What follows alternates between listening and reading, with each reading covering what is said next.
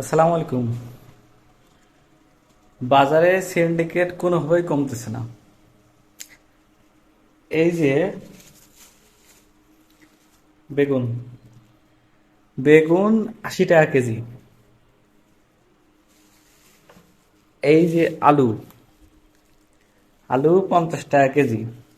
আলুর মধ্যে অবশ্য পেঁয়াজও আছে। পেঁয়াজ তো কিনতে পারিনি, 1 পোয়া কিনেছি, দাম 28 টাকা, 110 টাকা কেজি। ডিম এক হালি 44 টাকা। একটা জিনিস চিন্তা করেন, আমরা যারা ব্যাচেলার আছি তাদের কি অবস্থা। আমাদের প্রধান খাদ্য হচ্ছে আলু, আর দ্বিতীয় প্রধান খাদ্য হচ্ছে ডিম। আর এই আলু আর ডিমের বর্তমান বাজার কোনোভাবে কমানো সম্ভব না। আওয়ামী লীগ সরকার থাকতে একটা অবস্থায় ছিল, এখন একটা পরিবর্তনের আভাস চিন্তা ভাবনা করতেছি, কিন্তু কোনোভাবে দাম কমতেছে না। অবশ্যই এর বিরুদ্ধে একটা সিন্ডিকেট আছে, এই সিন্ডিকেট অবশ্যই ভাঙা প্রয়োজন। চিন্তা করেন, এই বেগুন, 4টা বেগুনের দাম 40 টাকা, 10 টাকা পিস। মাথা নষ্ট। তাও সাইজে দেখেন, ছোট ছোট বাচ্চা বাচ্চা বেগুন।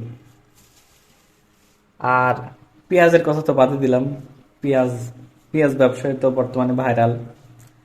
বড় বড় ব্যবসায়ীরা পেঁয়াজ ব্যবসায়ী, যাদের কাছে পেঁয়াজ আছে তাদের কাছে আইফোন থাকার থেকে অনেক বড় কিছু। তো যাই হোক, এই সিন্ডিকেট কোনোভাবেই কমতেছে না। সরকারের এবং বর্তমান ইন্টারিম গভর্নমেন্ট বা অন্তর্বর্তীকালীন যে সরকার আছে এবং তার যে উপদেষ্টাগুলো আছে, তাদের দৃষ্টি আকর্ষণ করছি, আপনারা আমার মতো হতভাগা ব্যাচেলারদের দিকে তাকান। এই বাজার সিন্ডিকেটের কারণে আমরা শেষ হয়ে গেছি। আমাদের প্রধান খাদ্য আলু, দ্বিতীয় প্রধান খাদ্য ডিম।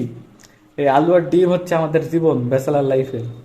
এই ব্যাচেলার লাইফ ধ্বংস করে দিল এই সিন্ডিকেট। আপনারা খুব দ্রুত এর একটা ব্যবস্থা নিন, না হলে ব্যাচেলার শেষ। ব্যাচেলারের বাঁচার কোনো অপশন নাই। যারা চাকরি আছে, বিবাহিত বা সংসার করে, তাদের হিসাব আলাদা, কিন্তু এই ব্যাচেলারের দিকে কেউ তাকায় না ভাই।